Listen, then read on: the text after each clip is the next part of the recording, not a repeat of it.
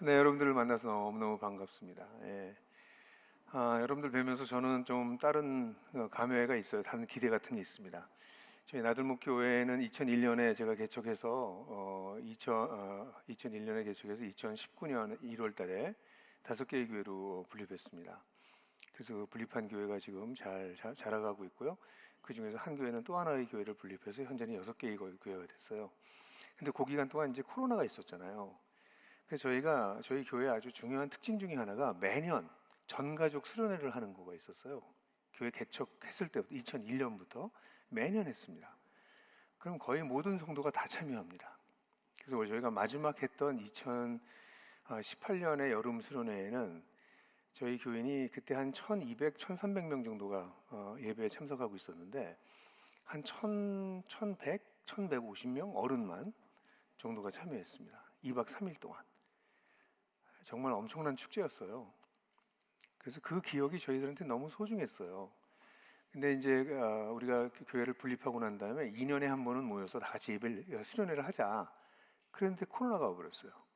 그걸 못하고 계속 지나가다가 올해 처음으로 저희가 8월 말에 2박 3일로 횡성에 있는 리조트를 하나 빌려서 모입니다. 이번에 어른만 한 1,800에서 2,000명 모일 거다 이렇게 보고 있습니다. 저는 그날을 기대하고 있거든요. 그런데 저희 교회랑 굉장히 비슷한 교회가 대전에도 있다는 사실을 오래전부터 들었어요. 교회를 분립하고 교회가 형제로서 서로 협력하고 가고 있는 교회라는 이야기를 들어서 이 새누리교회에 대해서 늘 참 이렇게 건강한 교회가 대전에 또 있구나. 너무 감사하다. 그런 생각을 하고 있었는데 오늘 이렇게 여러분들과 함께 예배를 드리게 되니까 너무 반갑습니다. 전 반가워요.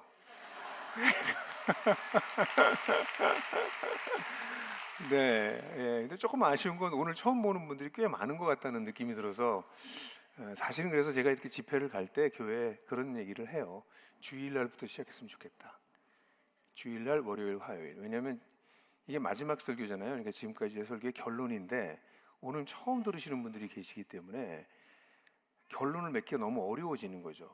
왜냐면 얘기가 점점 크레센도로 갈 수밖에 없는데 크레센도로 가다가 마지막에 처음 듣는 분들이 계시면 그분들도 소중한 주님의 백성들이기 때문에 그래서 이 시간에는 제가 잠깐 여러분들하고 같이 우리가 지난번 동안 얘기했던 얘기를 잠깐 요약을 좀 하고 넘어가야 오늘 설교의 맥을 짚으실 수 있을 것 같아서 짧게 얘기를 하면 첫날 우리는 하나님 나라에 대한 얘기를 했었어요. 우리 네, 죄송합니다. 잘못 눌렀어요. 네. 다시 한번 파워포인트 해주시고요. 그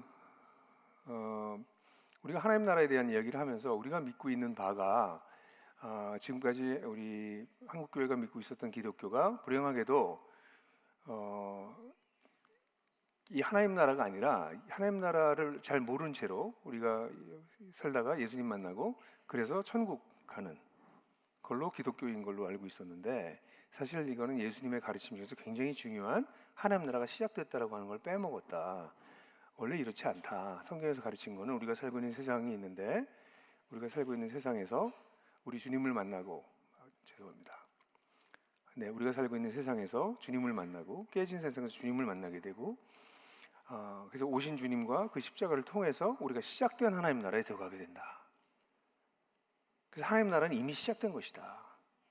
근데 안타깝게도 이 시작된 하나님 나라와 함께 이 세상은 당분간 공존한다. 그러다가 우리 주님께서 다시 오실 때 이 세상은 완전히 심판받게 된다.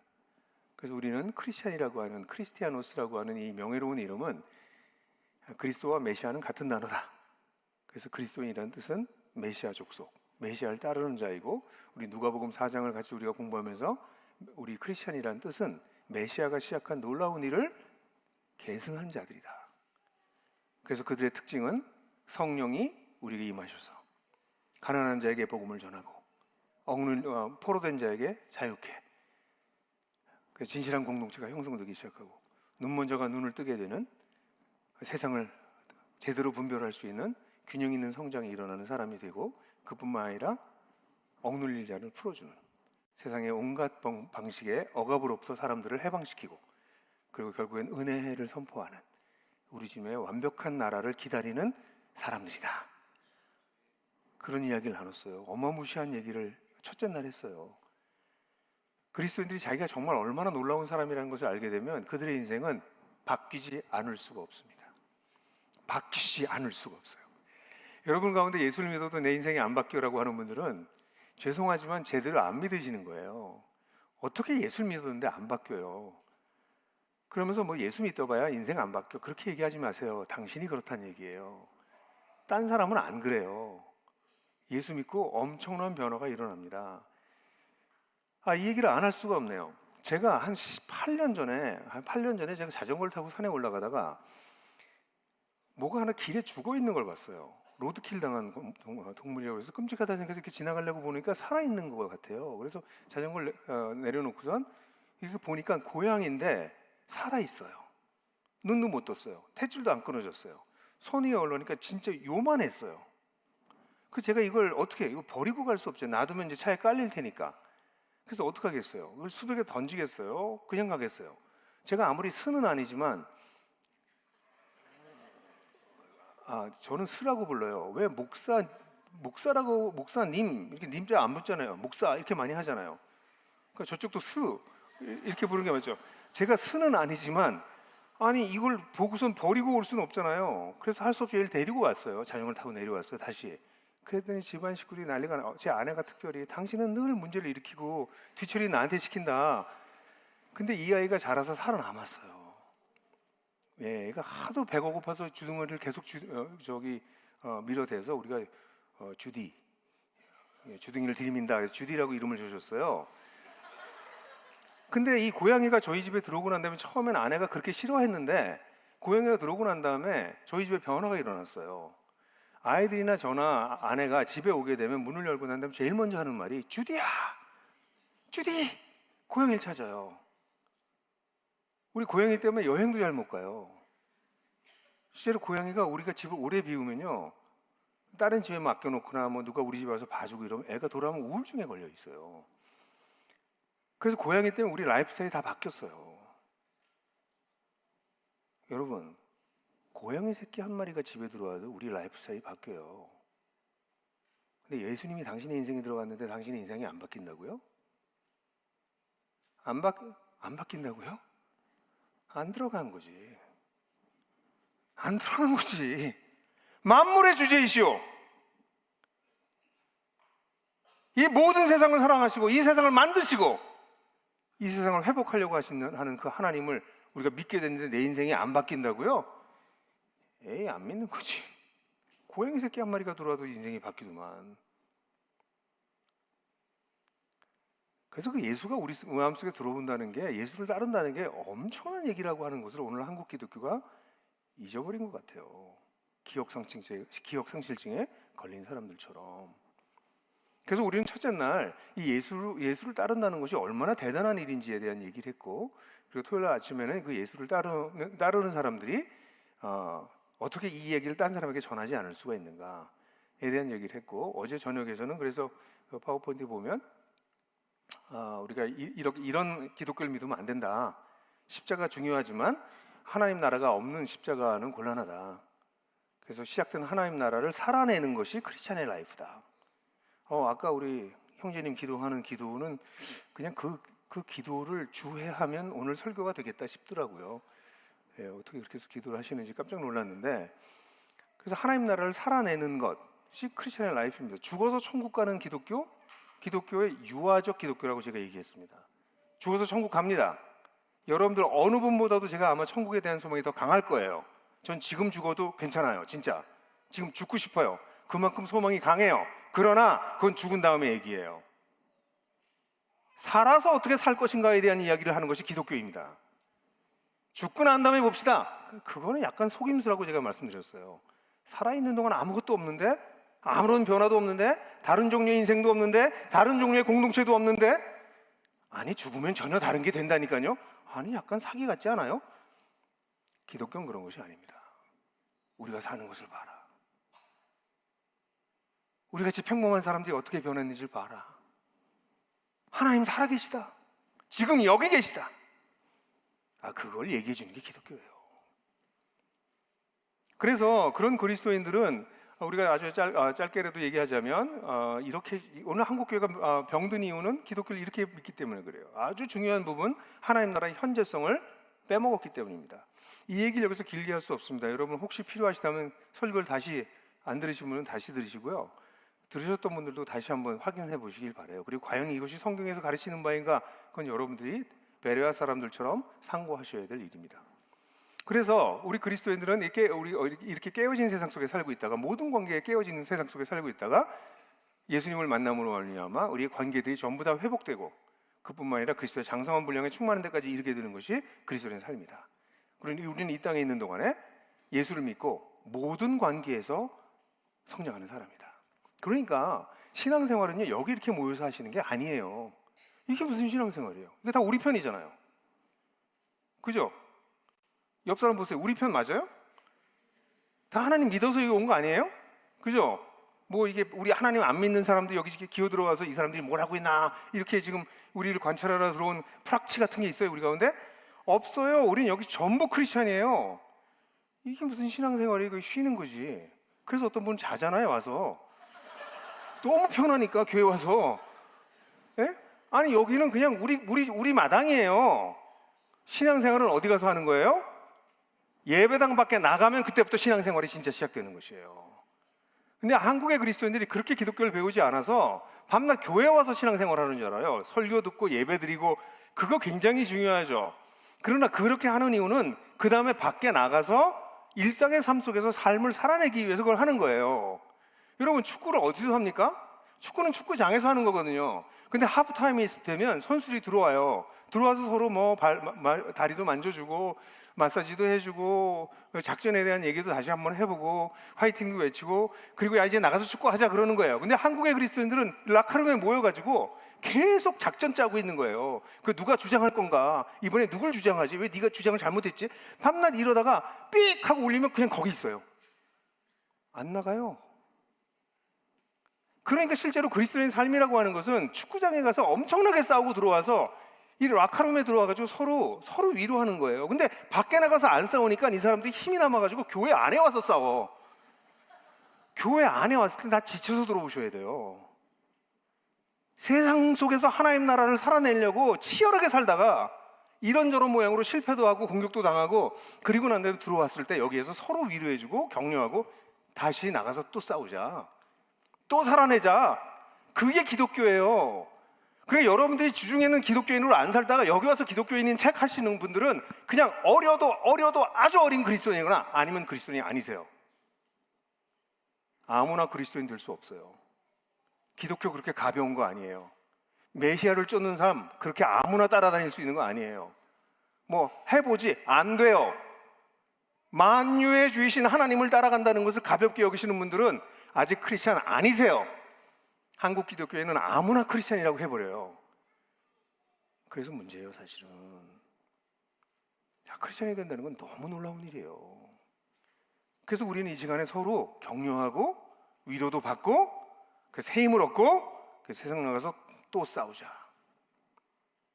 그래서 그렇게 하려고 그러면 그냥 우리가 이렇게 회복된 정도가 아니라, 그래서 이 회복된 것에 죄송해요, 제가 딴 걸 눌러서 다시 이게 달라져가지고요, 제가 자꾸 헷갈려요.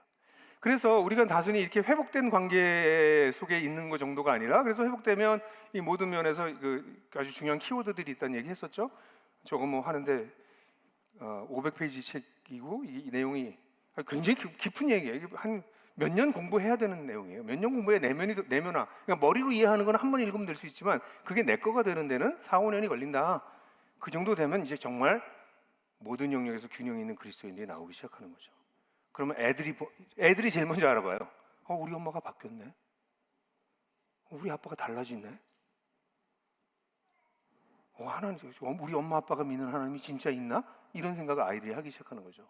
근데 이렇게 안 바뀌면 애들이 엄마 아빠를 보고선 고등학교만 졸업하면 교회 안 나와요. 교회 가면 엄마 아빠가 천사 같은데 집에 오면. 그래서 오늘날 한국 교회는 자기 아이들한테도 복음을 안 전하는 그리스도인들이 돼버렸어요. 그렇게 안 사니까. 집에 오면 돈 얘기하고 그냥 애 잡아가지고 점수 얘기하고. 애들이 그거 아세요? 자기 점수 나쁘게 나온 것보다 이걸 가지고서 집에 가서 엄마한테 보여주는 게 더 힘든다는 거? 왜 애를 그렇게 키워요? 애가 점수 안 나온 것도 힘들어 죽겠는데 이걸 가지고 엄마한테 얘기하는 게 더 힘들어. 무슨 부모가 그래? 아니, 그러니까 이런 얘기도 하면 또 자녀 교육으로 넘어가서 얘기 못 하겠어요. 이거 지난번에 몇 번 얘기했지만 정말 우리 애들이 너무 불쌍해요. 우리 한국의 아이들이. 제발 좀 그렇게 키우지 마세요. 그냥 내버려 두세요. 그럼 당신들보다 하나님이 더 잘 키우세요. 당신 애기들 아니라고. 하나님 애기라고. 하나님께서 주신 하나님께 당신들에게 맡긴 아이라고. 왜 당신들이 망가뜨리냐고. 좀 화가 나요. 우리 아이들 망가지는 거 보면. 여러분, 그래서 크리스찬 라이프라고 하는 것은 교회에 와서 우리끼리 이렇게 해서 뭐 기도 잘하고 여기서 뭐 운영위원회 잘하고 교회 운영 잘하고 이벤트 잘하고 이런 거 아니에요. 그 모든 거는 필드에 나가서 축구하기 위해서 여기서 하는 거예요. 근데 필드에 나가서 축구 안 하는 사람들은 크리스찬 축구 선수 아니라는 거예요. 그게 크리스찬 라이프야. 근데 그렇게 되려면 그게 하루아침에 되는 것이 아니기 때문에 어떻게 돼요? 우리가 성장해야 된다. 그래서 성장하는 것도 이렇게 세 가지 단계가 있다. 영적 아이에서 영적 청년에서 영적 부모가 될 수 있는 세 가지 단계가 있는데 이 각각의 단계에 대해서 좀 공부해야 되겠지만 제가 짧게 얘기했어요. 영적 청년이 돼야 자립심이 생긴다. 영적 부모가 되면 재생산이 가능하고 공동체를 세우기 시작한다. 이걸 7단계로 나누면 이렇게 7단계를 나눌 수 있다. 다 개념도예요. 이게 뭐 이대로 간다는 게 아니에요. 영적 성장은 이렇게 간다. 이걸 좀 더 어렵게 신학적인 용어로 표현하면 이걸 spiritual formation이라고 불러요. 영적 형성. 어떻게 사람이 영적이 되어가는가. 다르게 얘기하면 어제 우리가 얘기했던 대로 가면 어떻게 우리가 온전한 사람이 되어가는가. 어떻게 온전해질 수 있는가 모든 사람이. 그걸 다르게 표현하면 뭐였어요? 우리가 어떻게 제사장 역량을 갖출 것인가. 우리는 예수님을 믿는 순간 제사장이 돼요. 여기 계신 분들이 아직 내가 제사장인 걸 모르시는 분들은 아직 기독교가 뭔지 잘 모르시는 분이에요. 여기 계신 모든 분들은 제사장이에요. 저만 제사장이 아니에요. 모든 그리스도인 제사장이에요. 근데 하나님은 제사장이 되는 걸 원하시는 게 아니라 제사장 역량을 갖춘 모든 그리스도인 사역자까지 이르길 바라요. 그래서 이거와 관련돼서 저는 이렇게 하기 위해서 여러 가지 자료들이 있다. 이런 자료들 이걸 아까 얘기한 게 스페셜 포메이션 맵 지도라고 얘기하면 이건 스페셜 포메이션 디벨롭먼털 프로그램 이걸 도와주는 자료들은 이런 게 있다라는 것도 소개했어요. 제가 보니까 우리 새누리교회도 너무나 좋은 자료를 2000년대 초에 만들었더라고요. 굉장히 훌륭한 자료들이었다고 생각해요. 그때는 하나님 나라에 대한 얘기가 한국 신학계에서도 제대로 얘기가 안 돼 있었고요. 하나님 나라에 대한 개념이 정리가 안 돼 있었어요. 하나님 나라라고 하는 개념은 사실은 1960년대, 70년대 이미 다 정리됐지만 그게 한국 교회로 넘어 들어와서 이게 예수님의 가르침의 핵심이구나. 그리고 이것을 살아내는 것은 무엇이구나 라고 하는 것을 경험한, 그것을 배운 사람들이 많지 않았어요. 근데 이제 최근에는 하나님 나라가 또 대세가 되긴 했는데 사람들이 얘기하는 하나님 나라를 들어보면 이게 성경에서 얘기하는 하나님 나라인지 자기가 얘기하고 싶은 하나님 나라인지 잘 모르겠어요. 예수님께서 가르치신 하나님 나라의 기초에서 우리의 신앙생활을 하는 것이 필요하죠. 그래서 저런 자료들을 이제 계속해서 개발해냈던 이유는 제가 신학 박사까지 돼서 신학교 가서 가르치지 않은 이유는 이런 것을 통해서 정말 하나님 나라 복음에 근거한 교회가 필요하다고 하는 생각 때문이었어요. 개인적으로 굉장히 기뻤던 것은 제가 나온 학교가 트리니티라고 하는 신학대학교인데 미국의 꽤 유명한 학교입니다. 거기서 제가 신약학으로 박사학위를 받았는데요. 그 학교에서 최근에 제가 하고 있는 우리 하나복에서 하고 있는 본강좌, 심화강좌 이런 내용들 그 다음에 또 몇 가지 강의를 들으면 거기 목회학 박사 과정의 9학점을 취득한 걸로 인정해 주겠다라고 하는 MOU를 맺었어요. 저희 하나님 나라 DNA 네트워크는 사설 강습소거든요. 근데 이 사설 강습소에서 만든 거를 트리니티 신학대학원에서 목회학 박사 과정의 9학점을 그건 엄청난 사실입니다, 사실은. 왜냐하면 신학에 기초한 방법론을 이렇게 개발해서 실제로 임생에 성공해서 사람이 회심하고 교회가 세워지는 케이스가 아직까지 없었기 때문에 신학교에서 이거는 그냥 학점으로 취득하겠다. 그런 소식을 들어서 저는 개인적으로 너무 기쁘게 생각해요. 이건 제 자랑이면서 간증이에요. 왜냐하면 제가 정말 기도했거든요. 제가 박사학위 하고 난 다음에 하나님, 제가 한 교회에서 동굴에서 이 사역을 해보겠습니다. 이게 되는지 안 되는지 정말 보고 싶습니다. 제가 밖에 나가지도 않고 책도 안 썼어요. 10년 동안. 안 되는 얘기를 쓸 수는 없잖아요. 그죠? 저는 약장사가 되고 싶지 않았어요. 여러분, 약장사의 특징이 뭔지 아세요? 말을 잘해요. 저는 약장사가 될 수 있는 기본 자질을 갖췄어요. 전 말 잘하잖아요. 근데 약장사의 두 번째 특징이 있어요. 그게 뭔지 아세요? 자기가 파는 약을 안 먹어요. 효험이 없다는 걸 알기 때문에. 저는 약장사가 될 수는 없었어요. 그래서 저희 교회에서 10년 동안 실험하고 임상했던 내용을 2012년서부터 나누기 시작했어요. 그래서 하나복 DNA 네트워크가 생겼습니다. 지금 이제 10년이 됐고요. 근데 여하튼 그래서 중요한 거는 하나님 나라의 신학의 기초한, 이게 예수님의 가르침이니까 예수님의 가르침의 기초에서 우리 개인이 성장하고 공동체가 세워지는 일이 필요하다는 것이죠. 그래서 그런 이야기를, 그래서 우리 여러분 여기 계신 모든 새누리교회 같은 정말 좋은 교회가 모든 성도가 제사장이 되는 일들이 벌어져야 된다. 아니, 여러분 생각해 보세요. 저희 교회가 1,300명이 모일 때 2박 3일 수련회를 하는데 참여자가 1,150명쯤 돼요. 거의 1,200명이 참여해요. 여러분, 1,300명의 교인 중에 주일날 오는 사람 중에서 1,200명이 오는 2박 3일을 수련회를 가요. 그게 어떻게 가능할까요?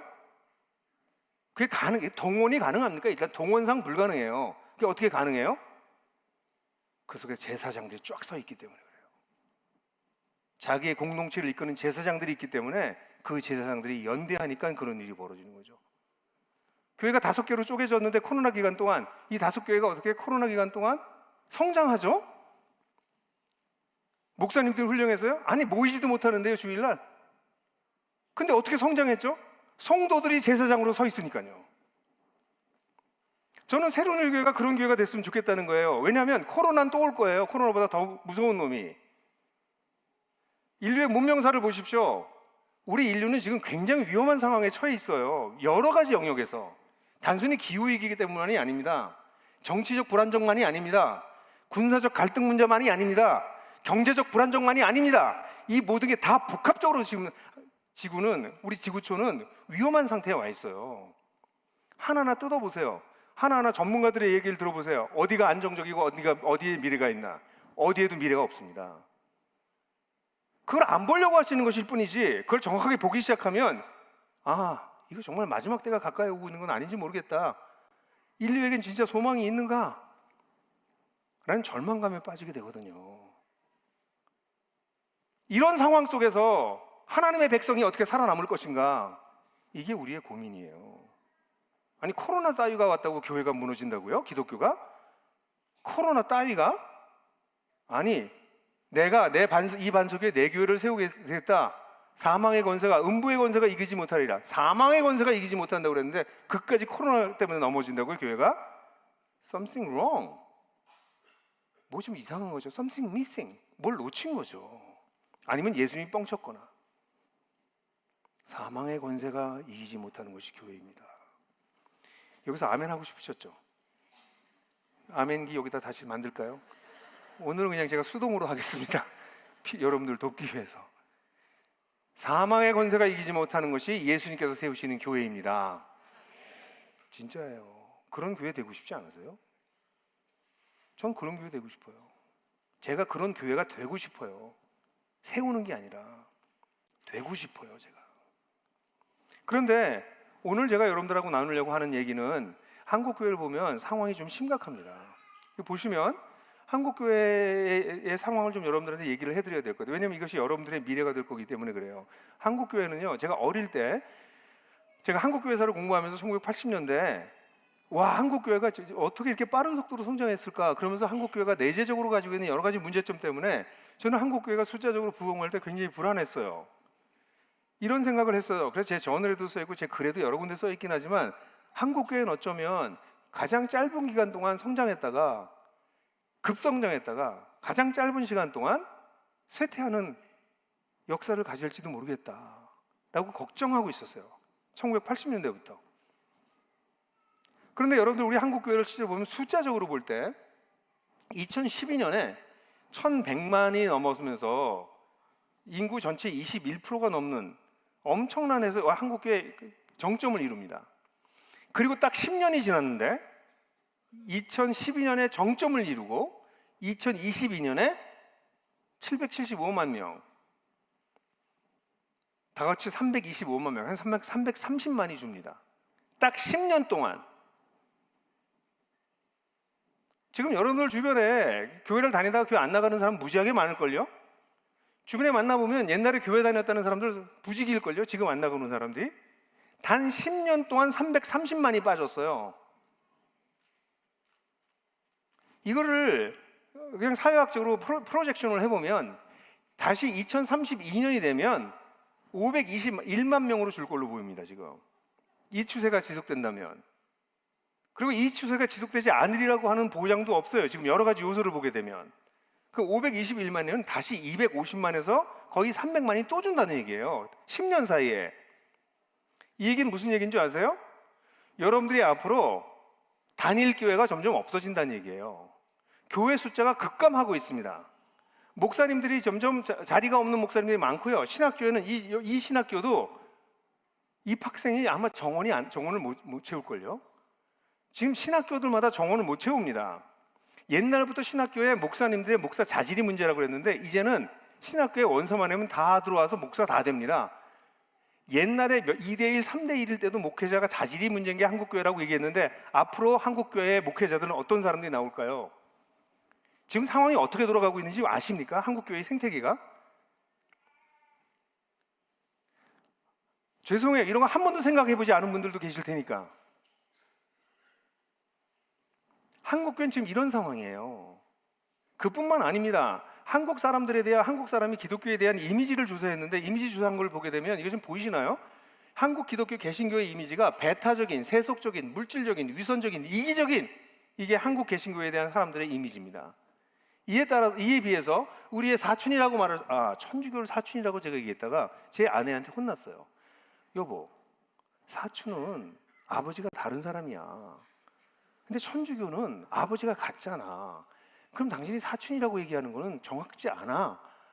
당신은 신학 박사까지 하고선 그렇게밖에 말을 못해? 이렇게 얘기를 하는 것이었어요. 저는 그런 여자분과 지금 살고 있어요. 그러니까 천주교는 우리 사촌은 아니에요. 아버지는 같지만.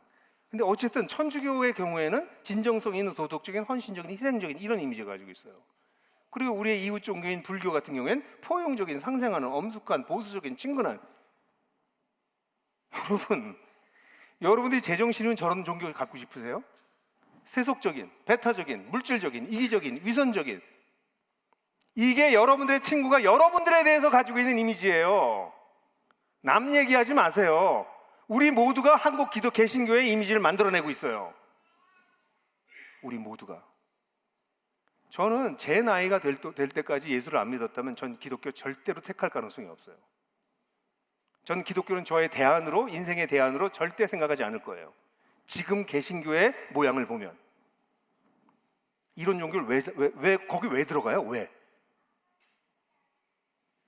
이게 지금 한국교회의 현실이에요. 그래서 사실은 앞으로 숫자가 줄어들 거는 지금 급감하고 있는 숫자를 프로젝션에서 521만이 준 것이라고 얘기한 것이고 저는 더 줄 수도 있다고 봐요. 거기다가 521만 중에서 2단이 100만가량 될 거예요. 왜냐하면 2단들도 다 자기가 개신교라고 하기 때문에.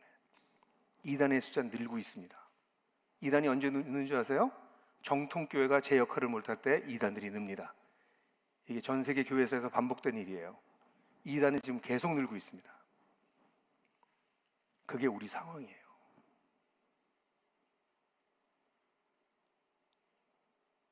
거기다가 여러분들 하나하나는 이렇게 얘기할 거예요. 목사님 이렇게 복잡한 얘기 왜 하는 거야 나한테? 난 내 인생살이도 힘들어 죽겠어요. 난 교회 오면 좀 위로받으러 오는 건데 교회 와서 그런 얘기 들으러 온 거 아니거든요. 전 매일매일 사는 게 힘들어 죽겠어요. 이렇게 얘기하실 거예요. 실제로 자본주의 시스템 속에서는 사람들이 쉼을 계속 추구하지만 제대로 쉴 수가 없는 구조예요. 왜냐하면 자본주의는 소비를 해야 돌아가는 시스템이거든요. 그래서 소비를 하게 하려면 끊임없는 욕망을 일으켜내야 돼요. 우리 속에. 끊임없는 욕망이 일어나야만 사람들이 소비를 하거든요. 끊임없는 욕망은 대부분의 경우에 비교의식에서 와요. 그러니까 딴 사람이 명품백을 잡았으니까 나도 명품백을 갖고 싶은 거예요. 딴 사람이 좋은 차를 타면 나도 좋은 차를 타고 싶은 거예요. 그래서 끊임없이 광고를 때리고, 그러니까 크리스찬들조차도 거기 속아 넘어 들어가가지고 끊임없이 갈급해요. 하나님이 아니라 물질에. 하나님에 대한 갈급함을 잊어버린 기독교인들도 오래된 사람이 대부분이에요. 문제는 돈이 없는 거예요. 내가 호모 이코노미쿠스, 그냥 경제적인 동물이 되어버렸어요, 우리가. 그러니까 이런 세상 속에서 신앙생활하는 건 정말 어려워진 거죠. 일주일에 한 번 교회 나와주는 걸 고맙게 생각해, 뭐 이런 자세를 갖는 사람들도 있어요. 기독교가 진짜 우스워져 버린 거죠. 아무나 기독교 공동체에 들어올 수 없었던 시대가 있는데 이젠 아무나 들어와요. 오기만 하면 대환영이야. 헌금만 해주면 너무 고마워요. 그 사람이 어떻게 돈을 벌었는지 묻지 않아요. 그 돈이 하나님이 받으실 수 있는 돈인지 묻지 않아요. 10분의 1만 해라가만 강조하지. 물론 새누리교회는 안 그런다는 걸 알고 있어요. 한국의 대부분의 교회가 그렇다는 거예요. 사실은 헌금하는 것보다는요, 더 중요한 돈을 어떻게 벌었느냐예요. 근데 돈을 어떻게 버느냐에 대한 설교를 들어보셨어요? 한국교회에 없는 설교들 중에 하나예요. 희귀한 설교 중에 하나입니다. 그러니까 지금 이런 상황이 우리의 상황이에요. 거기다가 우리 세상 사람들은 이제, 그래서 한국교회 이것도 보여드렸던 거죠. 그래서 한국교회 안에서 이름만은 기독교, 진짜 기독교인이 아니고 이름만 기독교인인 사람들의 퍼센테이지가 교회 안에 출석하는 사람 중에서 40%, 10명 중에서 4명이 사실은 그리스도인이 아니다. 이름만이다. 새누리교회는 퍼센테이지가 하면 30%나 20%로 줄 걸로 보여져요. 근데 제가 다녀본 교회들은 실제로 제가 보기엔 60%에서 70%가 되는 교회도 많아요. 그 사람들은 그리스도인이라고 말할 수 없어요. 그리스도인으로서 진정한 표지가 나타나지 않고 있어요. 교회만 올 뿐이지. 그러니까 이렇게 이름 뿌린 그리스도인들이 많아졌고, 거기다가 가나안 성도가 30%가 내가 기독교인이에요, 개신교인이에요 라고 얘기하는 사람들 중에서 30%가 교회를 나가지 않습니다. 지금 그게 지금 한국교회 현실이에요. 그러니까 전부 다 신앙생활 하기 힘들고 어렵다는 거예요. 거기다가 지금 보시는 것처럼 종교 인구가 급감하고 있습니다. 지금 무종교인이 62.9%로 늘었고요. 원래 비슷했는데 보통 이게 퍼센테이지가 지금 종교인이 37.1%로 2017년에 46.6%에서 37.1%로 줄었어요. 급감하고 있습니다. 지금 종교인의 숫자가. 그러니까 이 시대 자체도 뭐예요? 저거는 사실 어떤 의미냐면, 기존 종교에 대해서 사람들이 다 이제 거기 답 없다. 개신교 답 없다. 천주교 가보니까 거기도 답 없다. 불교 가보니까 거기도 답 없다. 종교는 개나 줘라. 이렇게 생각하는 사람들이 오늘날 시대의 사람들이 급증하고 있다는 거예요.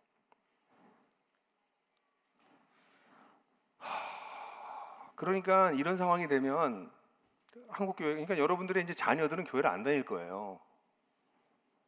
지금 상황이 그대로 유지되면 여러분들 자녀들 중에 대부분의 아이들이 교회를 안 다니게 될 거고, 또 다닐 교회도 없을 거예요. 제가 더 자세히 얘기하진 않겠어요.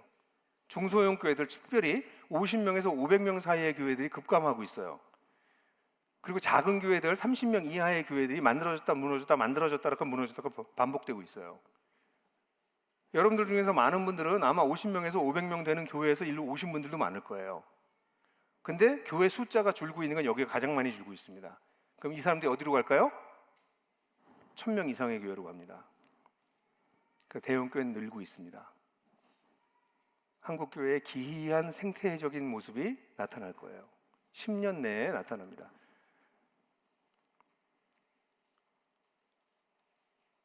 제가 이런 얘기를 해서 여러분 암울하게 하려고 하는 것은 아니에요. 이 상황을 인지하셔야 된다는 거예요. 그러니까 여러분들이 매일 신앙생활하고 교회 오는 거 정도, 그것만 생각하는 건 좋은데요, 죄송해요, 이렇게 말해서 당신들 새끼들이 교회를 안 다닐 거라고요. 다닐 기회가 없을 거라고요. 그래도 괜찮으시면 괜찮으신 거고요. 그게 문제라고 생각하시면 여러분들은 크리스찬일 가능성이 있어요.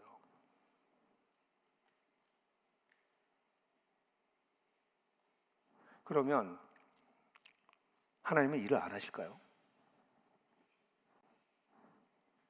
하나님이 한국을 떠나셨나요? 대형 교회를 가보세요. 거기서는 하나님 일하시는 것 같지. 또 우리 교회들도 좀 그럴지 몰라요. 사람들이 많이 모이니까 지금은. 근데 전체를 보셔야 돼요. 저는 하나님이 일하신다고 믿어요. 제가 실수했어요. 저는 하나님이 일하신다고 믿어요. 여러분들이 굉장히 아이가 많으시군요, 여러분들은. 그죠? 인트로버시 많으신 거죠. 어떤 교회를 가면 막 소리 지르고 막 이게 막 아멘 막 이러는 이가 많은 교회도 있는데 여기는 아이가 많네요. 여기 목사님들도 아이가 좀 많으신가? 임진삼 목사님은 임이니까 아니겠네. 죄송해요. 죄송해요. 설교 중에 이런 실수를 하다니. 예. 근데 제가 여러분들에게 오늘 읽었던 데살로니가 교회에 대한 이야기를 좀 하려고 그래요. 불행하게도 지금까지가 서론이니까. 서론이 길 때도 있어요. 본론이 짧고. 근데 데살로니가 교회를 좀 얘기하려고 그러는데요. 데살로니가 교회는 제가 연구해서 쓴 책이 도시의 하나님 나라라고 하는 책이 밖에 있습니다. 밖에 있나요? 도시의 하나님 나라라고 하는 책을 보시면 자세히 더 보실 수 있는데요. 거기에서 일부 얘기만 오늘 여러분들에게 해드리려고 그래요. 근데 데살로니가라고 하는 고대 도시로 좀 돌아갔으면 좋겠어요. 데살로니가라고 하는 도시는 뭐 역사적으로 어떻다는 얘기를 뭐 주전에 350년대에 세워졌고 어쩌고. 근데 어쨌든 데살로니가는 마게도니아라고 하는 주의 주도입니다. 주도시예요. 여러분 이 고대 도시를 좀 아셔야 성경을 읽을 때 성경의 의미가 여러분들에게 다가오실 수 있어요. 이 데살로니가라고 하는 도시를 우린 정확하게 알 수 없지만 왜냐하면 지금 데살로니키라고 불러요. 지금 그 도시는 지금 그 위에 온갖 건물들이 세워져서 고대 데살로니가라고 하는 도시가 어땠는지 잘 알 수는 없습니다. 그렇지만 이 마게도니아의 주도였다는 건 알고 있고요. 거기 뭐 여러 가지 유물이 좀 남아 있긴 해요. 그런데 이 데살로니가 교회랑 굉장히 비슷한 사이즈의 교회가 시리아의 안디옥이라고 있어요. 근데 안디옥은 다행히도 발굴이 상당 부분 이루어져서 고대 도시의 모양을 거의 발굴해냈습니다. 그래서 비교할 수 있어요. 둘 다 로마가 지배하고 있었던 그런 당시에 지배하고 있었던 도시였기 때문에. 그러면 이 안디옥 교회의 사이즈를 보게 되면 안디옥 교회가 안디옥 도시가 데살로니가보다 조금 더 컸을 가능성은 있어요. 그렇지만 거의 비슷하다고 보시면 되는데 왜냐하면 데살로니가가 안디옥이 한 인구가 15만 정도였고 데살로니가 인구가 12만 정도로 추정해요. 그러니까 인구가 거의 비슷하긴 하지만 안디옥이 조금 더 커요. 그런데 이 도시가 얼마나 컸을까요? 안디옥 도시의 경우에 안디옥 시 같은 경우에 길이가 1.6km, 길이가 3.2km, 약 4만 평방미터쯤 돼요. 그러니까 여기서 도시 끝에서 저쪽을 보면 1.6km가 보이고 3.2km 보이는 정도의 사이즈의 교회예요. 이 교회에 여기에 사람들이 12만에서 15만 명이 몰려 살고 있었던 거예요. 인구 밀도로 따져보면 맨하탄이나 서울이랑 비슷합니다. 그러니까 바글바글 사는 거죠. 근데 조금 더 생각해 보셔야 되는 것은 이 맨하탄, 특별히 맨하탄 또 서울 같은 경우에는 인구 분포가 수직 분산돼 있어요. 조금 어려운 얘기 같이 들으세요. 한 평에 1층에도 있고 2층에도 있고 10층에도 있고 20층에도 있는 거예요, 사람들이. 그렇죠? 그러니까 이 고층 빌딩 때문에 인구가 이렇게 바닥에 쫙 있는 게 아니라 위에도 막 있는 거예요. 그게 수직으로 분산되어 있는 거예요. 그러니까 실제로 고대 도시에는 그렇게 높은 빌딩이 없었을 거 아니에요. 그러니까 복닥거리는 거는 지금보다 어땠다? 더 심했다. 상상 가실 수 있어요? 그러면 그 당시에 주거를 좀 생각해 봅시다. 사람들은 아파트에 살았을까요? 아파트가 없었겠죠. 그럼 그 사람들이 주로 살았던 집은 개인주택이거나 공동주택이었어요. 이 공동주택과 개인주택의 비율은 1:25쯤 됐습니다. 그러니까 사람들 중에서 25분의 1만이 개인주택을 가지고 있고 25분의 24가 공동주택에 살았어요. 근데 그 공동주택을 인슐라라고 불렀어요. 근데 인슐라는 보통 6층 정도까지 올라가서 한 20m까지 올라가는 흙과 돌과 나무로 만들어진 집이었습니다. 상상력이 좀 동원되세요? 네? 그러니까 한 6층 정도 되는 건물들이 빌라들이 있었던 거예요. 그죠? 근데 흙과 나무와 돌로 만들었으니까 여러분 요즘은 아파트나 이런데 맨 위를 뭐라고 부르죠? 펜트하우스라고 그러죠. 거기가 제일 좋은 부자들이 사는 데가 펜트하우스잖아요. 그럼 이 인슐라의 맨 위층이 좋을까요? 아니죠. 일단 걸어 올라가야 돼요. 엘리베이터가 없으니까. 그리고 무너지면 위에서 떨어지니까 제일 위험하죠. 그래서 제일 가난한 사람들이 제일 위에 살았어요. 그럼 좀 더 생각해 보세요. 그러면 창문이 있었을까요? 집이니까 창문이 있었겠죠? 그럼 유리창이 있었을까요? 여러분, 유리창이 실제로 주택에 보급된 것은 우리나라도 아주 최근이에요. 그럼 그 당시에는 어떻게 했을까요? 비를 막기 위해서 거적대기 같은 걸 사용하거나 조금 있는 집은 나무로 문을 막은 거죠. 그러니까 더위를 막고 비가 들이치는 걸 막는 정도의 구멍이 있었던 거예요. 상상이 되시나요? 그럼 집이 있으니까 일단 바람은 들어오니까 그러면 밥은 어떻게 해 먹었을까요? 부엌이 있어야 되겠지. 예? 그럼 무슨 거기에 어떻게 밥을 해 먹겠어요? 화로에다 불을 떼서 했죠. 그럼 연통이 있었을까요? 당연히 배기구가 없었겠죠. 그러면 식사 때만 되면 도시 전체의 인슐라의 창문으로 연기가 나오겠죠. 상상해 가세요? 여러분, 상상하세요? 연기가 막 나오죠? 그러니까 도시 전체는 식사 때만 매캐한 냄새가 가득 차겠죠? 그럴 수밖에 없잖아요. 밥을 해 먹으니까. 그럼 밥을 해 먹고 난 다음에 그다음 무슨 일이 벌어지죠? 밥을 먹었으면 배설을 하셔야죠. 그럼 배설을 하면 화장실이 수세식이 있었을까요? 없죠. 여러분, 화장실이 우리나라도 여기 계신 분들 가운데 화장실이 집 밖에 있었던 시절을 살았다. 손 들어보세요. 아, 이거 봐. 우리도 화장실이 집 안으로 들어온 게 얼마 안 돼요. 인류 문명에. 예? 그럼 2000년 전에는 화장실은 어떻게 했을까요? 일종의 요강 같은 걸 썼어요. 그리고 그걸 가지고 내려가서 하수구가 있는 것도 아니고 거기 흘러가는 개천 같은 거에다가 그냥 버렸어요. 예? 그래서 그 개천에는 인간의 오물과 동물의 사체와 그리고 영아유기가 많았기 때문에 인간의 영아유기된 시체까지도 있었어요. 그러니까 어떻겠어요? 도시는 위생적으로 굉장히 더러웠어요. 전염병이 창궐했고 전염병이 창궐할 때마다 도시에 심할 때는 인구의 3분의 2가 죽어나갔어요. 그래서 사실 그 인간의 배설물을 처리하는 건 굉장히 인류 문명의 중요한 요소예요. 근데 그런 도시였어요, 여러분. 그래서 여러분 생각해 보세요. 그런데 이제 요강이라고 하는 게 이 사이즈가 그렇게 클 수가 없을 거 아니에요. 이게 다 찼어요. 근데 지금 급해요. 그럼 이걸 어떻게 처리할까? 창밖에 가서 이렇게 버리는 거죠. 여러분, 여자들의 하이힐이 왜 나왔는지 아세요? 유럽에서? 도시에 있는 인분을 피하기 위해서 하이힐이 나온 거예요, 처음에. 실제로. 그건 17세기, 18세기까지 그랬어요. 그러니까 그 당시엔 더 했던 거예요. 상상력을 좀 가져보세요. 그래서 실제로 로마 법전을 보면 길을 가다가 위에서 날벼락을 쳐서 그걸 뒤집어 쓴 사람이 소송을 해요. 어떻게 됐을까요? 졌어요. 그건 밤낮 있는 일인데 네가 피해가야지. 지금 도시의 상황을 아시겠습니까? 그러니까 이 도시는 그렇게 해서 사람들이 막 그 전염병이 생기면 죽어나가고 이랬기 때문에 그럼 인구가 계속해서 자꾸 바뀌면 사람이 바뀌면 그 도시의 치안은 어떻게 될까요? 안 좋을 수밖에 없죠. 위생 엉망이죠. 치안 엉망이죠. 그래서 실제로 여성들은 밤에 나돌아다닐 수 없어요. 어디서 강간당할지 모르기 때문에. 그렇게 위험한 곳이 데살로니가였습니다. 자기 땅을 잃어버리고 어쩔 수 없이 마지막 희망을 가지고 도시로 들어온 사람들이 대부분이었어요. 약간의 돈이 있는 사람들은 상업을 하기 위해서 그래서 들어왔고요. 대부분의 사람들은 마지막에 들어와서 하는 사람들이에요. 또는 정치적으로 이주당한 사람들이 들어와 살고 있었어요.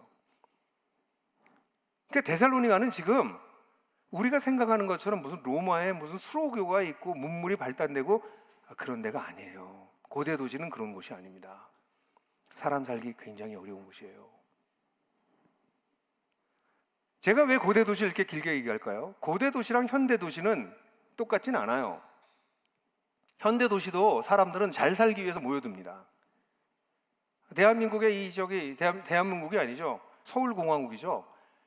수도권에 50%가 넘는 사람이 모여 살고 있어요. 전 세계에 이런 나라가 없습니다. 2위로 높은 데가 영국인데 영국이 20%가 안 될 거예요. 그다음 3위가 동경입니다. 동경도 17%인가 그래요. 우리나라는 지금 50%가 넘었습니다. 인구가. 미쳤습니다. 여러분 대전을 떠나지 마세요. 제발 이 도시에서 사셔야 돼요, 진짜. 그리고 저 수도권에 사는 사람들 정말 온갖 정말 불쌍한 사람들이에요, 사실은. 삶의 조건이 그렇게 좋지 않습니다. 근데 어쨌든 그 얘기는 여기 그만두고, 그만큼 도시라고 하는 것은 사람들이 모여서 잘 살고 싶어서 모이지만 실제로는 잘 살기가 어려운 곳이 도시적 성격이에요. 도시만큼 소외가 가득한 곳이 어디 있습니까? 아파트가 뭡니까? 아파트가 소외의 대상징이에요. 편리함만 있을 뿐이지 옆집에 누가 있는지 몰라요. 옆집에 누가 죽어나가는지도 몰라요. 완전 소외. 그러고 살고 있는 게 아파트. 우리 거기에 다 익숙해져 가고 있는 거죠. 그래서 자기의 그 조그만 셀 속에 들어가서 그냥 자기 인생만 들여다보고 있고 TV 보고 사는 거예요, 그냥. 그게 우리네 삶이에요. 그러니까 이 고대 도시랑 비교할 때 우리도 만만치 않아요. 그러니까 여러분들이 이 도시 속에 살면서 먹고 살기도 힘들고 이런 상황 속에서 애 키우기도 힘들고 젊은이들은 결혼하기도 힘들고 그런 판에 교회를 어떻게 세웁니까? 일주일에 한 번 교회 와서 예배 드리는 것도 곧 대단한 일이에요. 대단한 헌신이에요, 목사님 이라고 얘기할지 모르겠어요. 그런데 우리보다 제가 볼 때는 평면 비교를 할 수 없지만 데살로니가라고 하는 도시는 더 끔찍한 상황이었다는 거예요. 근데 거기에 교회가 하나도 없었어요. 한 개도 없었어요.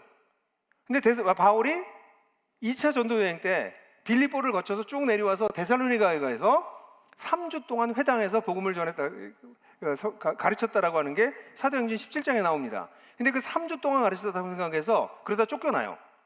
그래서 3주 동안 가르쳤다고 해서 데살로니가에서 바울이 3주 동안 일했다라고 생각하는 건 잘못된 생각이에요.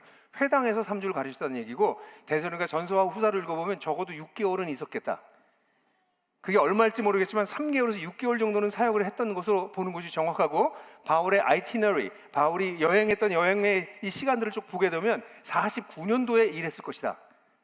대충 49년 정도에 교회를 개척했을 것이다. 그리고 한 6개월 만에 쫓겨났구나라는 걸 알게 돼요. 그럼 생각해 보세요. 교회가 하나도 없어요, 그 도시에. 그리고 그 도시는 지금 본 것처럼 엉망진창이에요. 치안도, 위생도, 안전도 보장되지 않는 그런 데예요. 거기 다닥다닥 사람들 모여 살고 있어요. 근데 거기에 바울 일행이 와서 교회를, 근데 여기서 얘기하는 교회는 여러분 얘기하는 십자가를 만들고 뭐 예배당 만들고 이런 교회가 아니라 그리스도인의 모임을 만들었어요. 에클레시아. 그리스도의 모임을 만들었는데 그 모임이 살아남았거든요. 바울과 선교사가 나갔는데도, 쫓겨나갔는데도. 그러니까 우리식으로 얘기하면 목사들, 개척교회 목사님들 사라진 거예요. 여기 앞에 3분 계신데 이분들 사라지신 거예요. 그리고 여러분만 남은 거예요. 그런데 교회가, 그래서 바울이 여기서 내려와가지고 아테네 갔다가 너무나 걱정돼가지고 디모데를 올려보내요. 그리고 바울은 고린도로 내려와요. 고린도에 있을 때 디모데가 데살로니가 교회를 파악하고 돌아와서 보고를 해요. 너무 잘하고 있어요. 그래서 바울이 너무 기뻐서 쓴 편지가 데살로니가 전서예요. 그래서 데살로니가 전서를 보게 되면 아주 어린 교회, 그러니까 편지가 보내졌을 때는 아마도 교회가 세워지고 난 다음에 1년이 되기 전 AD 50년 정도에 바울이 편지를 썼을 거라고 보여져요. 그러니까 굉장히 역사가 짧고 어린 교회에 바울이 편지를 보냈는데 이 교회가 대단한 거예요. 이게 초대교회들의 특징입니다. 근데 이 사람들이 그럼 어떻게 이런 교회가 세워졌지? 생각해 보세요. 상황이 안 좋아요. 지금 교회 목사님들 얘기하면 거기 가서 교회 개척을 하면 아무도 안 갈 거예요. 교회 개척을 할 수 있는 좋은 여건이 아니에요. 거기다가 목회자는 6개월 사역하고 쫓겨났어요. 거기다 한 가지 더 얘기하면 그 당시에 유대인들이 그리스도인을 계속 핍박했어요. 핍박의 요소까지 있었어요. 근데 이 교회가 전혀 새로운 공동체가 세워졌다는 거예요. 왜 그러냐는 거예요. 왜?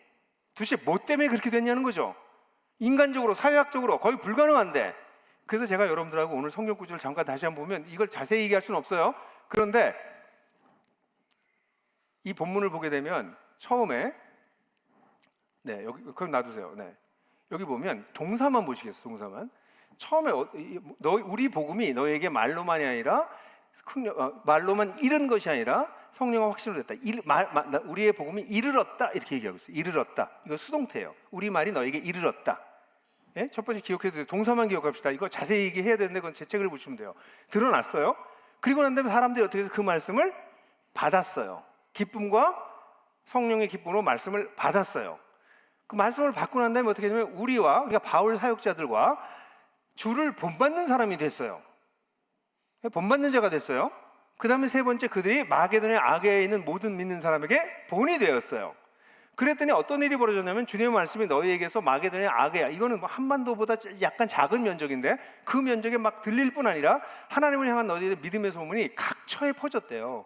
그러니까 영향력이 생긴 거예요. 이 교회가, 이 조그만 교회를 통해서 그 마게도냐 아게 지역에 막 새로운 무슨 일이 벌어졌대, 이런 소문이 막 퍼져나갔다는 것이에요. 저는 이걸 데살로니가 현상이라고 부르는데, 이거 하나하나 자세한 건 전부 다 생략하고 동사만 봤을 때 이렇게 그림을 그릴 수 있어요. 죄송해요, 제가 준비를. 데살로니가 교회에 맨 처음에 말씀이 이르렀어요. 그죠? 그리고 난 다음에 말씀이 이르르고 난 다음에 말씀을 받았어요. 그리고 본을 받았어요. 그리고 본이 됐어요. 본을 받았어요. 그리고 본이 됐어요. 딴 사람에게. 그랬더니 세상에 영향을 끼치게 됐어요. 이걸 잘 들여다보셔야 돼요. 말씀을 들었다는 거예요. 바울 사도의 위대함은 뭐냐면 예수님의 가르침을 헬라적인 입장에서 그리스 로마의 상황에 잘 전달한 거예요.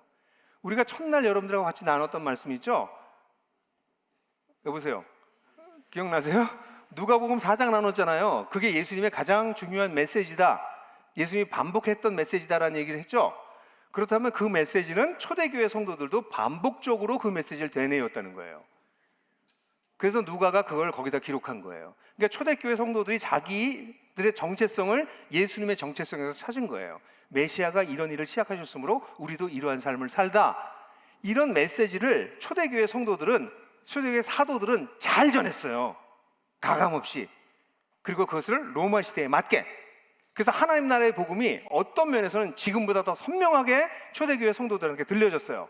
거기다가 초대교회 성도들 중에서 상당 부분이 유대인이었어요. 그래서 정말 유대인들은 메시아가 오는 걸 기다리고 있었거든요. 구약을 늘 읽던 사람이거든요. 기도를 정기적으로 하던 사람이거든요. 영적인 삶을 살던 사람인데 이 메시아를 발견하게 되니까 그들의 영적 성숙은 우리보다 훨씬 빠른 속도로 성장하는 거예요.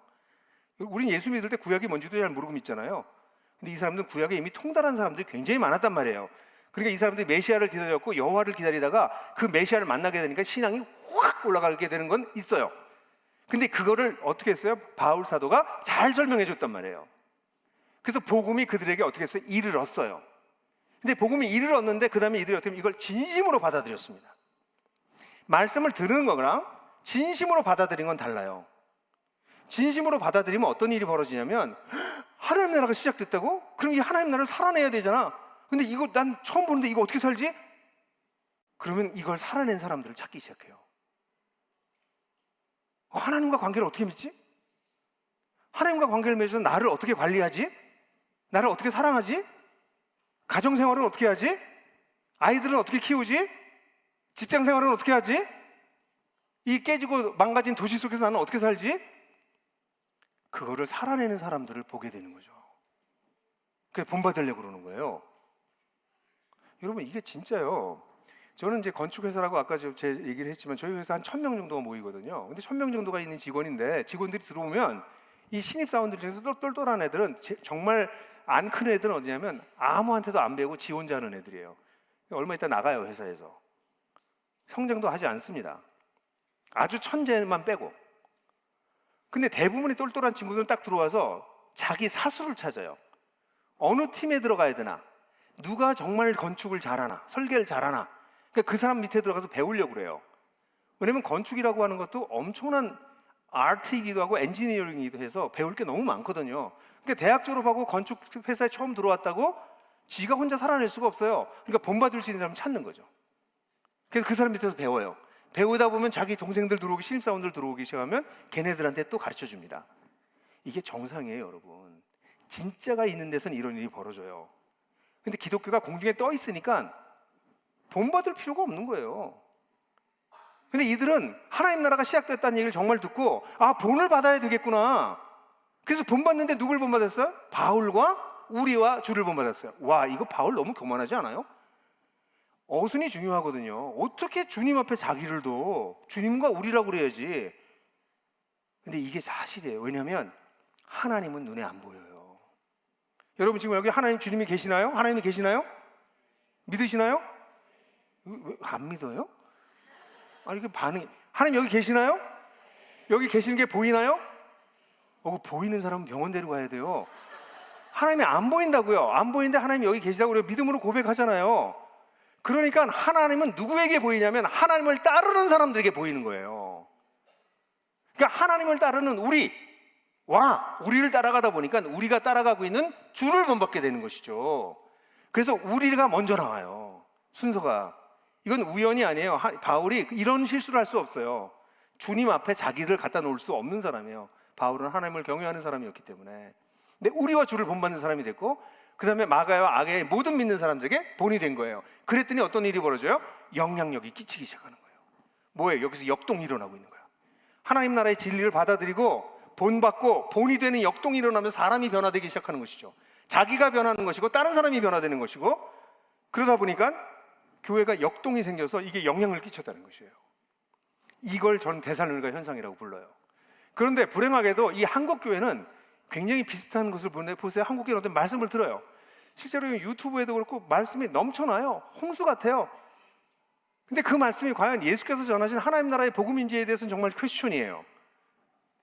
그 설교 중에서 공동체를 얘기하는 데도 없고요, 이 깨진 세상에 대해서 얘기하는 것도 없고요, 이 세상 이슈에 대해서 어떻게 살아야 된다는 얘기를 하는 것도 거의 없어요. 전부 우리 마음이에요. 기독교가 어느 날 우리 마음으로 칩거해버렸어요. 기독교가 단순히 우리 마음을 다루는 종교예요? 아니요.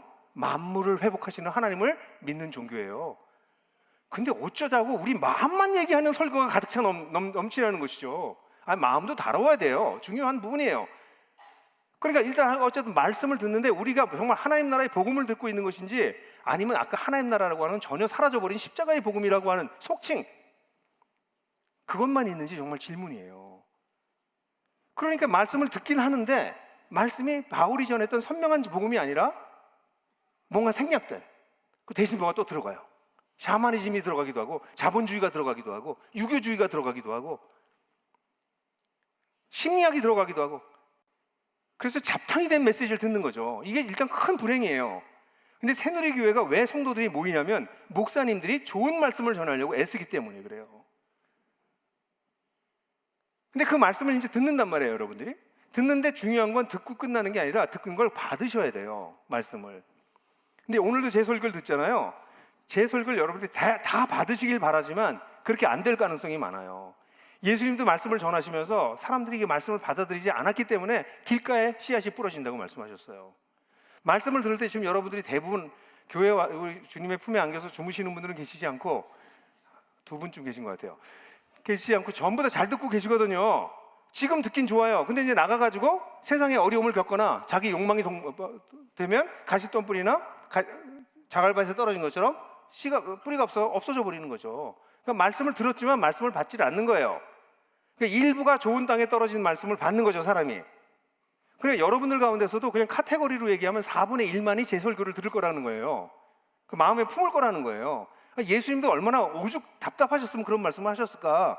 그렇게 설교를 잘하시는 예수님의 말씀도 4분의 1이 이미 설교를 들을 때 졸고 있었고 안 들었고, 나머지 4분의 2가 그땐 좋았지만 나중에 다 잊어버리고 4분의 1만이 그 말씀을 받았다는 거예요. 그러니까 말씀을 받는 행위는 여러분들 책임이에요. 그러니까 제 설교가 만약 저의 인간의 사상과 저의 주장이라면 잊어버리세요. 그러나 만약 제가 가르치는 것이 성경에 기초한 것이라면 여러분들은 주의 깊게 들으셔야 돼요. 그리고 그렇게 전하지 않는 목사들은 나중에 하나님 앞에서 심판받을 거기 때문에 저는 설교를 하면서도 두려움 가운데 해요. 근데 어쨌든 간에 그래서 말씀을 받아들이는 사람들이 적어요. 근데 한국 교회는 말씀을 받아들인 사람까지 있는데 그 다음에 없는 게 본을 받질 않아요. 여러분들한테 물어볼게요. 여러분들 가운데 내가 정말 본받아야 되겠다 그러고 따라가는 사람들이 좀 있으신가요? 예, 있으신 분들은 복 있는 사람들이에요. 그 사람들은 정상적인 크리스천 라이프를 사는 거예요. 근데 여러분들 가운데 나는 본받을 사람이 없어요. 어떤 사람은 그런 소리도 해요. 우리 교회에 본받을 사람이 어디 있어? 난 글쎄 우리 목사님이나 본받을까?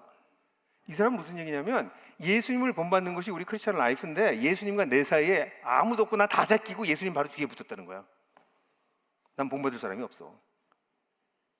무지무지하게 교만한 사람인 거죠. 또는 하나님 나라가 뭔지를 모르는 거죠. 건축을 공부하는 사람들보다도 하나님 나라를 가볍게 생각하는 거죠. 그러니까 대충 자기가 하면 살 수 있다고 생각하는 거예요. 어제 얘기했던 것처럼 전 평생 운동했거든요. 나 운동할 줄 알아. 전문가를 만나보니까 내가 내 몸을 학대하고 있었구나.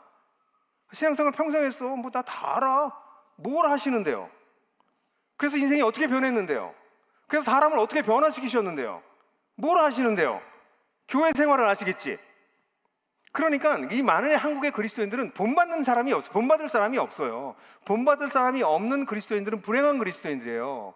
근데 본받지 않으니까 이 사람들이 어떻게 하냐면 이 사람들이 본이 되지도 않아요. 그래서 목사님들조차도 겸손하게 이렇게 저를 본받지 마십시오. 주님을 본받으십시오. 지나가세요. 지나가세요. 그게 성경인 줄 아세요?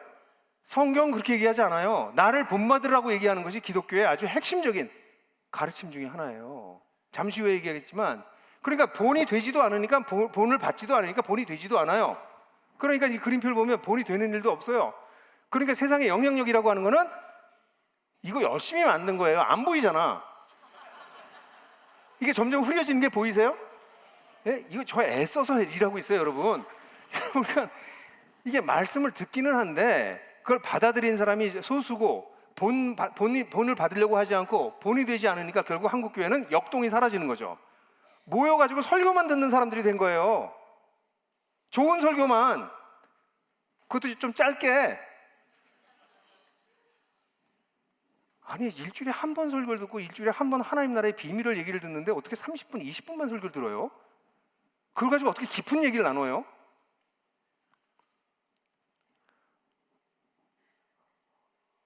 그러니까 교회 말씀을 듣는 사람들, 말씀을 듣는 거, 말씀을 받는 거, 본을 받으려고도 하지 않고 본이 되지도 않고 역동이 사라져버린, 주일날 모여서 그냥 예배드리고 사라지는, 그게 교회가 돼버렸어요.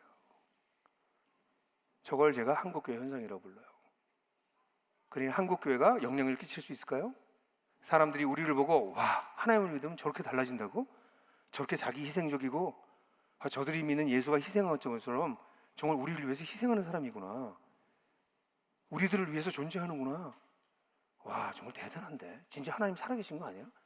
저 사람 이렇게 정의로워, 다들 불의에 무릎 꿇고 그러니까 관행이야 이럴 때 그건 아니잖아요 라고 말하는구나. 아니, 어떻게 저들은 사회적 약자 편에 서지? 저들이 얘기하는 대로 과부와 고아와 나그네의 하나님을 믿는다는 게 사실이구나. 이런 일이 안 나타나는 것이죠.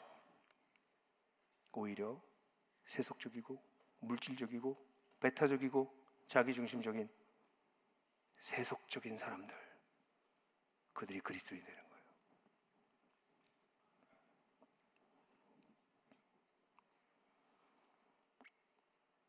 사랑하는 성도 여러분, 새누리교회 성도 여러분, 하나님은 이런 교회를 설계하지 않으셨어요. 이렇게 영향력 없는 교회를 설계하지 않으셨어요. 그냥 설교만 듣는 무리를 만들지도 않으셨어요. 도무지 30명에서 40명도 되지 않았던 데살로니가에 모여 있었던 그리스도인의 무리가 마가야와 아가야 전체에 영향을 끼칠 수 있도록 그렇게 설계하셨어요. 교회는, 우리 주님이 세우신 교회는 대단한 교회입니다. 그걸 주님께서 설계하셨어요. 제가 이번에 좀 감사하긴 한데, 여기 대전 침신 전체를 저희 회사가 설계했어요. 1987년도에. 그래서 이 건물도, 이것도 저희가 설계한 건물입니다. 이게 1992년도에 완공됐더라고요. 그래서 그 당시에 벽돌 구조로 해서 굉장히 전체 마스터 플랜을 만들고, 이 학교가 이제 돈이 많지 않기 때문에 어쨌든 싸게 지을 수 있도록 이렇게 했는데, 임진산 목사님이 이 학교를 짓고 난 다음에 이제 학교에 막 들어와서 배웠대요. 근데 제가 얘기를 했더니 막 기숙사에서 물이 새고, 그래서 목사님이 이 교회, 여기 목사님 회사에서 졌다는 얘기 하지 마세요 이러더라고요.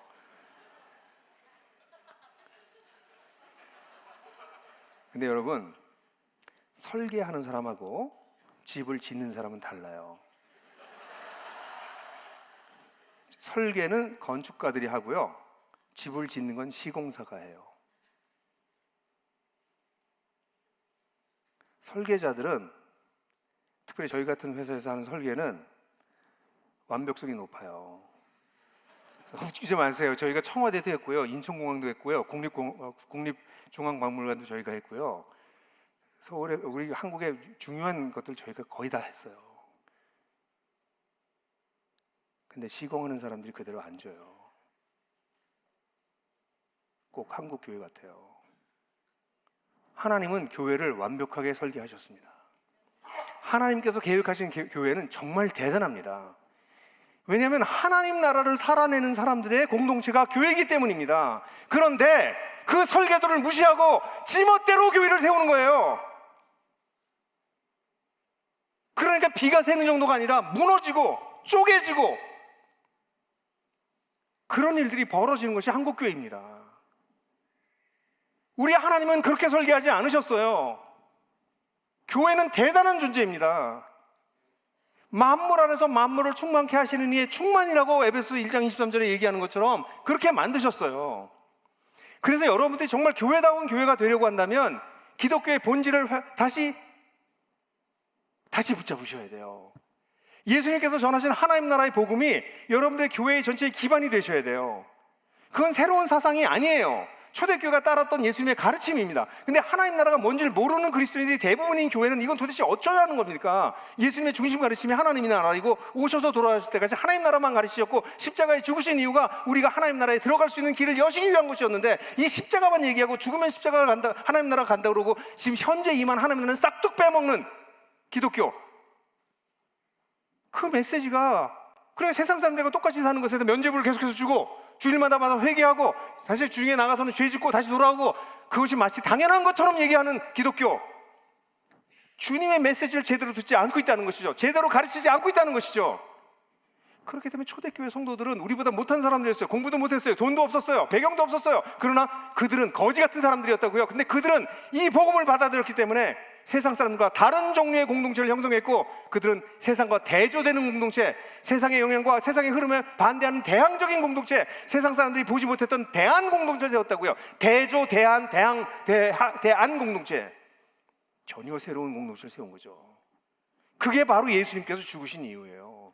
아니 예수님이 단순히 죽어서 여러분들이 죽으면 천당 가게 하고 살아있는 동안 세상 사람들 똑같이 대충 살다가 죽게 만든, 아니 그렇게 하기 위해서 신이 이 땅에 와서 우리 인간의 몸을 믿고는 죽었다고요? 기독교는 그런 종교가 아니에요. 기독교는 대단한 종교입니다. 하나님은 놀라운 일을 인류를 위해서 하셨고 그 일은 이미 시작됐습니다. 그러므로 처음에 첫 번째 중요한 것은 여기 있는 모든 성도들이 하나님 나라의 복음이 선명해지셔야 됩니다. 누가 옆에서 쿡 찔러서 하나님 나라가 뭐야? 그럼 시간이 얼마나 있어? 한 10분? 그럼 10분 동안 설명해 줄 수 있어야 돼요. 1시간? 1시간 설명해 줘야 돼요. 나는 몇 번 한 5차례 만나서 이야기할까? 그럼 5차례 얘기할 수 있을 정도로 여러분들 하나님 나라에 대한 이해가 있으셔야 돼요. 왜? 예수님이 여러분 주인이라면서요. 주인이 가르치신 가르치심인데 그걸 어떻게 그렇게, 글쎄 하나님 나라는 그냥 뭐 잘 모르겠어. 우리 마음에 오는 거고 죽으면 가는데, 아니 그건 유치원 수준, 아니 유아 수준이라니까요. 예수님이 그 가르치신 가르침들을 배워야죠. 그래서 진리가 회복되는 것, 말씀이 데살로니가 교회에 이르렀던 것처럼 말씀이 이르는 것이 첫 번째 제일 중요해요. 두 번째는 바울이 이런 얘기를 했잖아요. 아까도 기도에도 나왔지만 내가 그리스도를 본받는 자가 된 것처럼 너희도 나를 본받는 자가 되라. 이 반문은 바울이 굉장히 교만한 것처럼 보이지만 이걸 헬라어로 보게 되면 이해가 돼요. 왜냐하면 이건 이렇게 되어 있습니다. 어문으로 그 순서로 보게 되면 되라, 본받는 자가, 나의, 카토스, just as, 정말 그런 것처럼, 내가 그리스도에, 이렇게 되어 있어요. 그러니까 다 생략되어 있습니다. 되세요, 본받는 자가 나의 뭐뭐 한 것처럼 내가 예수를, 되라라고 하는 게 현재형입니다. 나를 본받아 가세요, 이런 뜻이에요. 나를 본받아 가세요. 그냥 한 번 본받는 거라면 현재형 명령을 쓰지 않아요. 나를 본받아 가세요. 그럼 뒤에 동사도 같은 현재형을 집어넣어요. 내가 그리스도를 본받아 가고 있는 것처럼. 그러니까 이걸 풀어서 해석하면 이렇게 풀 수 있어요. 내가 지금도 예수를 닮아가고 있으니 너희는 나를 본받는 사람이 되어가라, 이 뜻입니다. 기독교는 본받는 종교입니다. 나는 그리스도를 본받아 가느라고 정신이 없습니다. 근데 내 뒤에 따라오는 사람들이 있어요. 그래서 야, 너 진짜 나 따라와, 나 예수님 따라가고 있거든, 이거예요. 한국의 제자훈련이 실패하는 이유가 뭔지 압니까? 한국의 성경 공부가 실패하는 이유가 뭔지 압니까? 자기는 예수를 따라가지 않으면서 이 사람에겐 예수를 가르치는 거예요. 그리고 예수를 따라가라는 거죠. 제자훈련의 핵심은 내가 제자가 되는 것입니다.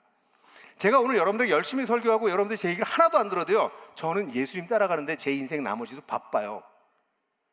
제가 64인데 저 앞으로 아마 20년 더 살 것 같은데 지금까지 예수님을 따라왔던 것보다 앞으로 20년이 어쩌면서 더 기대해도 돼요. 그러니까 저는 예수님 따라가야 돼요. 예수님 닮아갈 거예요. 더. 저 바빠요. 그래서 저의 후배 목사들에게 나를 따라와라 라고 말할 수 있는 거예요. 내가 대사선가 아니라 내가 그 선상에 있기 때문에. 이것이 기독교입니다. 기독교는 예수를 따르려고 하고 예수를 본받는 사람들의 장엄한 무리예요. 지금 막 예수를 믿은 사람은 예수를 믿지 않은 사람들에게 본이 됩니다. 예수를 믿고 하나님과 관계를 성장하기 시작한 사람은 막 예수를 믿은 사람에게 본이 되는 것이죠. 그가 제자로 성장하게 되면 이제 하나님과 관계를 맺은 사람들에게 본이 되는 것이고, 나는 계속해서 나보다 앞서서 주님을 따라가고 있는 사람을 본받아가는 것이죠. 그것이 단순히 교회 와서 어떤 활동을 하는 것이 아니라 내 가정이 변화되고 내 경제생활이 변화되고 내 직장이 변화되고. 그래서 저도 회사에 나가서 일하는 거예요. 아니, 목사가 왜 회사에 나가서 일해? 하나님 나라가 세상 속에서 어떻게 구현되는지를 보고 싶으니까. 우리의 전 삶이 하나님 나라로 회복되어져 가는 거. 사랑하는 새누리교회 여러분, 저는 새누리교회를 정말 사랑하고 존중해요. 왜냐하면 새누리교회는 시작됐을 때부터 제가 역사를 이렇게 보니까 그 당시의 교회들보다 훨씬 앞섰어요. 그 훨씬 앞섰던 것이 계속 발전해야 됩니다. 여러분들이 부족했던 분들이 보완되어야 됩니다. 저는 여러분들에게 묻습니다. 여러분들을 교회를 통해서 회심한 사람들이 얼마나 됩니까? 다른 교회보다 많아요. 그렇게 하시면 안 돼요. 여러분 한 사람 한 사람들이 다른 사람들이 회심하는 데 도움이 됩니까? 아니, 여러분은 정말 회심하셨습니까? 계속 회심하지 않은 사람들에게 본이 되고 있습니까? 그러면 여러분들을 통해서 회심하는 일들이 벌어질 거예요. 여러분들이 예수님을 따라가면서 점점 예수님을 닮아가려고 한다면 여러분들에게 본을 받으려고 하는, 성경 읽는 방법이나 기도하는 정도는 초보 수준이고요. 조금 수준이 지나면 우리 부부 관계를 어떻게 해결하죠? 우리 리더들을 앞선 사람들에게 우리 부부의 갈등을 어떻게 해결할 수 있죠? 우리 선배님들은 그런 거 없었나요? 우리도 있었지. 그걸 이렇게 극복했어. 얘기해 줄 수 있어야 되죠. 자녀 교육, 경제생활, 모든 영역에 있어서 앞서서 본을 보여주는 사람들이 교회에 생겨나기 시작하는 거죠. 그럼 어떤 일이 벌어져요? 교회는 역동이 생기기 시작해요. 여러분들 교회 속에서 이렇게 본이 되고 본을 받는 일들이 생겨야 됩니다. 하나님 나라의 복음이 선명해지면 이건 사실은 논리적인 결과예요. 본 받고 본이 되는 것은 있을 수밖에 없습니다. 건축계에 들어가서 건축을 제대로 배우려고 하면 본 받고 본이 되는 일이 일어나는 것처럼, 아니, 건축이랑 하나님 나라를 비교하다니 정말 창피하지. 하나님 나라는 그보다 훨씬 정교하고 아름답고 대단한 것이기 때문에 이 하나님 나라를 살아내려면 본을 받고 본이 되는 일들이 벌어지는 거예요. 그러면 영향력은 그냥 나갑니다. 내가 영향력을 끼치려고 애쓸 필요가 없습니다. 왜냐하면 너희는 세상의 빛과 소금이라고 말씀하셨지, 주님께서 우리에게 너희가 빛과 소금이 되라고 말씀하지 않으셨기 때문입니다. 주님을 본받아가기 시작하면 그냥 빛과 소금으로 드러나는 것이에요. 그러면 세상에 영향을 끼치게 됩니다. 저는 새누리교회가 그런 교회로 발돋움하시기를 간절히 바라요. 왜 그러냐면 처음에 보여드린 것처럼 한국 교회는 앞으로 점점 줄어들 거예요. 종교인들을 양상하는 교회들이 점점 많아질 것이고, 대형 교회로 교회는 재편될 거예요. 작은 교회들은 사라질 것입니다. 그리고 교회들마다 여러분들도 경험해 보셨지만 목사님이 바뀔 때마다 교회가 내홍을 겪어요. 그걸 극복할 수 있는 방법이 뭡니까? 교회의 제사장 같은 사람들이 서 있어야 되는 것이에요. 교회를 지킬 수 있는. 목사님이 바뀌었다고 교회가 휙휙 바뀌면 그게 목사님의 교회지 그리스도의 교회입니까? 그 교회의 정체성과 그 교회의 부르심은 목사가 온다고 바뀌면 안 됩니다. 그 교회의 정체성과 부르심은 하나님께서 주신 것이기 때문에 새로운 목사님들이 거기에 와서 더 이것을 발전하고 그 시대에 맞도록 계승 발전시키는 일을 해야지, 뒤집어 엎어버리니까 한국교회가 밤낮 다시 시작하는 거예요. 목사가 올 때마다. 그 얘기는 성도들이 제사장이 아니기 때문입니다. 제사장들은 주님을 닮은 겸손하고 영성 깊은 사람들입니다. 목사들하고 힘겨루기 안 합니다. 그러면 제사장, 어린 제사장, 어쩜 회심하지 않은 사람일지도 몰라요. 그리스도를 닮은 사람들입니다.